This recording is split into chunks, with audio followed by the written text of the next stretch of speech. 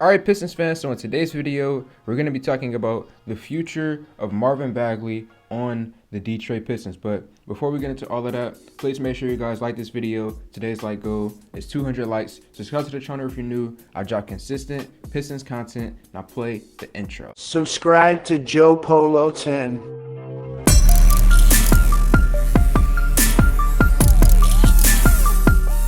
Joe Dumars is the MVP.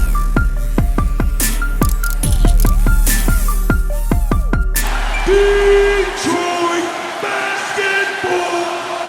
So Marvin Bagley, he is 23 years old. He's a 6'11" power forward / center. Now playing with the Detroit Pistons this season, he averaged 27 minutes per game along with 14 points per game, 7 rebounds, and 1 assist. And I loved a lot of the things that I saw from Bagley. And it felt like he is exactly what we needed for the entirety of the season, because you guys got to remember, we had Trey Lyles on the team, a guy who is an undersized forward who doesn't help you in the pick and roll, doesn't help you defensively, doesn't really help you get rebounds either. He's just a guy who was here to score a lot of points. He chucked up a lot of shots, and on occasion he would have his nights where he would come out of nowhere and be one of our leading scorers on the team. But for the most part, we really didn't get much from Trey Lyles, and Trey didn't really help out Cade Cunningham or Killian Hayes as much as Bagley is currently doing. And then we also have someone like Isaiah Stewart, who is very limited offensively and again doesn't necessarily help out Cade or Killian. But bringing in someone like Marvin Bagley, it just feels like he is exactly what we were missing this season.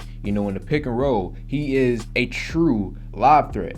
Other teams out there, they have to be afraid when they play the Pistons when you have Cade calling for a screen from Marvin Bagley, because you're either going to have to let Cade score or let Cade throw an alley-oop to Marvin. And then also when it comes to Marvin's offensive game with the Pistons, he is just a guy who you can give the ball to and he can go out there and go one-on-one and score using a little bit of his handle, using his 6'11" frame and his post moves. He has great footwork as well, which helps him in that area. And I'm not trying to attack Isaiah Stewart. I'm just saying that Stewart cannot provide what Bagley provides offensively. That's all that I'm saying. You can't give Stewart the ball and tell him to go one-on-one with the guy, but you can do that with Bagley. Now there are some things that Marvin Bagley could improve on. Defensively, obviously, it's probably the biggest question mark to his game. His shooting could use some work as well. So there are a lot of areas that he could improve on, but overall, I just enjoyed watching the game of Marvin Bagley this season. But when we're talking about a contract extension for Bagley, that's when things begin to get a little bit tricky for him. First off, Marvin Bagley has never gotten close to completing a full season of play in the NBA. He's constantly getting injured. He's never really healthy, and there were many reasons why he didn't work in Sacramento, but one of the main reasons why they felt like they could give up Marvin is simply because of his health. The man has not shown the ability to be able to play many games for a long set of time in the NBA right now. And then what happened once he came to the Pistons? He was playing in a lot of games, but then towards the end of the season, he missed the final 5 games for us. And then moving on from the injury point when it comes to Bagley and his contract, something else that we have to take a look at is the NBA draft. A question that can be posed is, why would you extend Marvin Bagley when you can go pick up someone like him in the draft? You have Chet Holmgren, who's coming out, who in college played the center position, but in the NBA will most likely play the power forward position. And then you have someone like Paolo and Jabari. And when we're talking about Paolo in particular, having him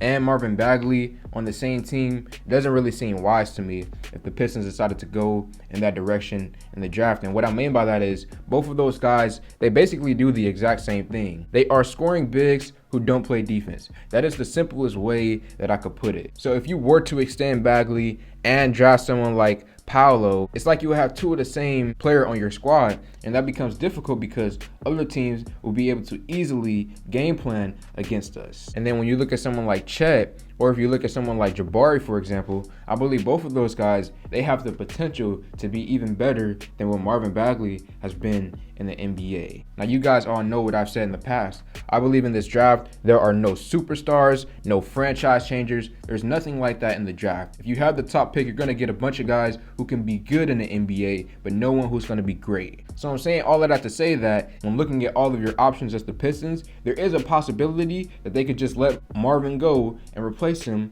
with another one of these top players coming in the draft. But to wrap up this video, my opinion on this all is this. I want Marvin Bagley here. I want him to stay as a Detroit Piston. Just what he was able to do with Cade Cunningham, that alone just gives me hope for our future, and just wants to see him more on this roster. I'm just saying that the Pistons themselves, they need to really analyze this, look at all the film, all the numbers, statistics, take a better look at his health, and then also reevaluate your draft plans, because again, I've been a Paolo guy all season, but the more I started to think about it, it just doesn't really make sense to have Paolo and Marvin on the same team. I'm actually starting to change my tone a bit, where I'm looking at someone like Jabari Smith or Chet over Paolo now. That's basically everything, man. Pistons fans, let me know your thoughts in the comment section below. Like this video, comment on this video, share this video. Thank y'all for 5K, and I'm out.